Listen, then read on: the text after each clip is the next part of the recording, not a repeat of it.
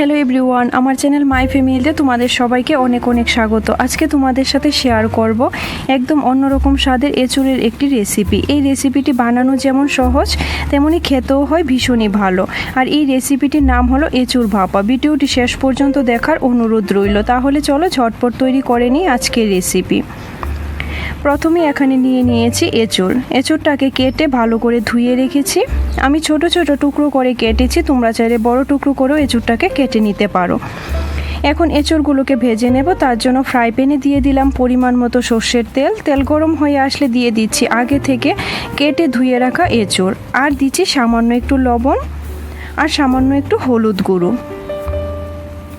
দিয়ে এঁচুড়গুলো ভেজে নেব। 3 থেকে 4 মিনিট সময় ধরে ভেজে নিলেই হয়ে যাবে, আর ঢাকা দিতে হবে না, এমনিতেই হালকাভাবে ভেজে নেব।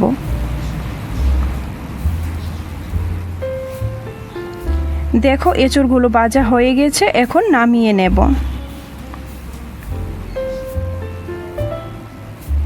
এঁচুড়গুলো নামিয়ে নিয়ে একই পাত্রে দিয়ে দিচ্ছি 1 চা চামচ ঘি।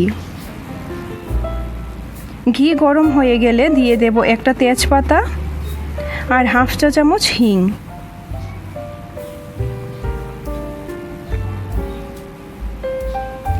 এগুলোকে কয়েক সেকেন্ড ভেজে নেব।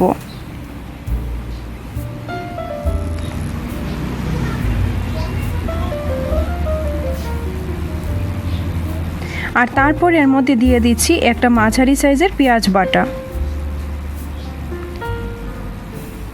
আর দিচ্ছি 1 ইঞ্চি পরিমাণ একটা আদা বাটা। এখন সব কিছু ভালো করে একবার মিশিয়ে নেব।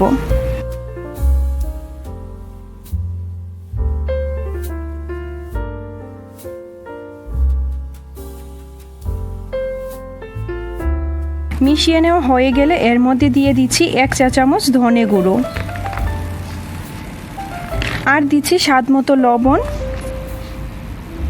1/2 চা চামচ কাশ্মীরি লঙ্কার গুঁড়ো আর 1 চা চামচ চিনি। এখন সব কিছু ভালো করে মিশিয়ে নেব।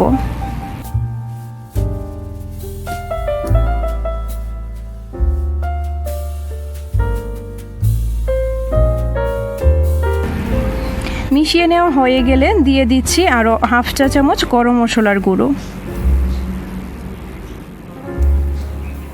আবারও মিশিয়ে নিয়ে দিয়ে দিচ্ছি 2 টেবিল চামচ ফেটানো টক দই। এই সময় গ্যাসের ফ্লেমটা লোতেই রেখেছি। মশলার সাথে দইটাকে ভালো করে মিশিয়ে নেব, আর নাড়তে নাড়তে মিনিট খানেক সময় ধরে কষিয়ে নেব।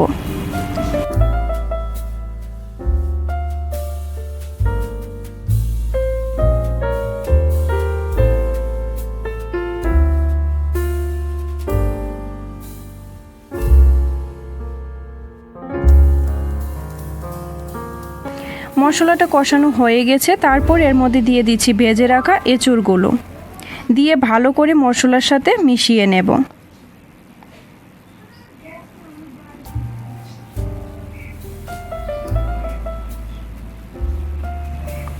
এখন দিয়ে দিচ্ছি 1/2 কাপ পরিমাণ জল, দিয়ে মিশিয়ে নেব, আর মিনিট খানেক সময় রেখে মিডিয়াম ফ্লেমে ফুটিয়ে নেব।